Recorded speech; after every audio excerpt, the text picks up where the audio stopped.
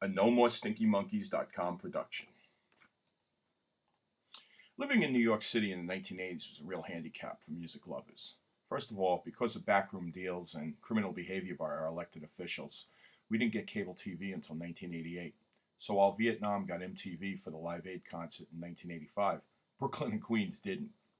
To make matters worse, someone in New York radio decided that rock stations didn't need to play new music anymore, unless it was new records by established artists. That U2 and REM broke through this Berlin Wall of idiocy is amazing. No, punk rock, new wave, and alternative music were relegated to college radio and commercial stations east and north of the city.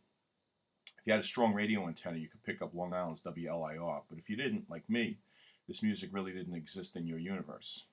So thank goodness for Breakfast Club's writer and director John Hughes. He was privy to this music in Chicago and flooded his film soundtracks with it. He loved one 1981 song by a British band so much that he named his 1986 film after it and made this band a household name. Number 196, the Psychedelic Furs. The Furs formed in 1977 and offered a more professional, artistic sound than the punk rock that was dominating in the UK at the time. They had some success in England when they released their first album in 1980, and their second in 1981 had two hit singles in Europe. The second single being Pretty in Pink.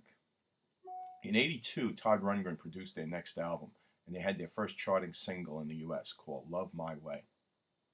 But it was the re-recording of Pretty in Pink for John Hughes' new movie in '86 that really propelled the band in the States and forced New York City radio to start recognizing the wealth of modern music that was pouring in.